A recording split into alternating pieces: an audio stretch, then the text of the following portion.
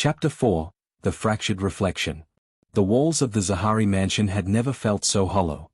Zylah sat at the edge of her bed, staring into the vanity mirror that reflected a face she no longer recognized.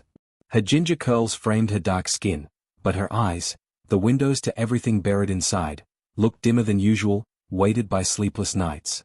The night before had been chaos, her father's sharp voice cutting through the air, Victory's accusations that she was being reckless, Victoria's silence that hurt more than words, and her mother's cold, questioning gaze.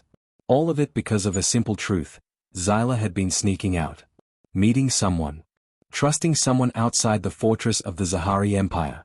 And that someone was alien. But what none of them understood, what none of them cared to ask, was why. Her phone buzzed against the nightstand. Her pulse quickened. She knew who it was before even checking. Alien. Did you get through last night? Zylah exhaled shakily. Her thumbs hovered before typing back. Barely. They know something's up. I don't know how much longer I can hide you from them. A reply came almost instantly. Then maybe it's time they know. Or, maybe it's time you stop hiding. Her chest tightened. Alien didn't understand, couldn't understand, the danger that came with being a Zahari. Secrets weren't just secrets in this house. They were survival. Every misstep was a weapon that enemies would use to rip them apart. And yet, she couldn't let go of him. He made her feel seen. In a world where she was constantly overlooked, he looked right at her. The sound of footsteps in the hall snapped her back. Her door creaked open without a knock. Victoria stood there, arms crossed. Her twin's voice was cool but edged with tension. You're hiding something, Zylah. And I'm done covering for you. Zylah swallowed hard.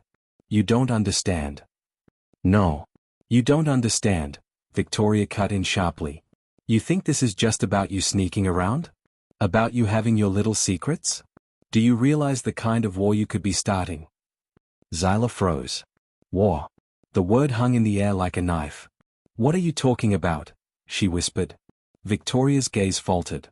For a moment, Zylah saw fear flash in her sister's eyes.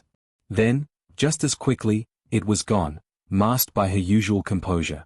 Nothing you need to worry about. Just, stop whatever it is you're doing. Before it's too late. She left before Zylah could answer, the echo of her warning clawing at Zylah's thoughts. But Zylah couldn't stop. Not now. Not when Alien held the one thing she'd been searching for, the flash drive. The one that whispered truths about her family, the lies, the betrayals, the shadows they kept buried. And she needed to know. That night, under the cover of darkness, Zylah slipped out again.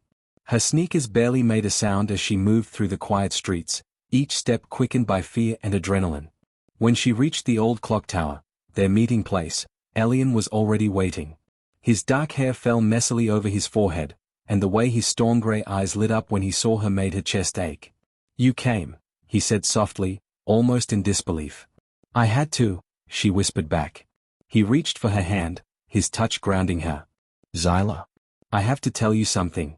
About your family. About why you've been getting those messages. Her breath hitched. What do you know? Alien hesitated, his jaw tightening. I think, someone close to you is feeding information to your enemies. The world tilted beneath her feet. That's not possible. My family. Your family has cracks, Alien interrupted. And cracks let in the dark. Zylah, you need to be careful who you trust. Her mind flashed to Victoria's warning. To the silence that always followed her questions at home. And for the first time, Zylah felt truly, utterly alone.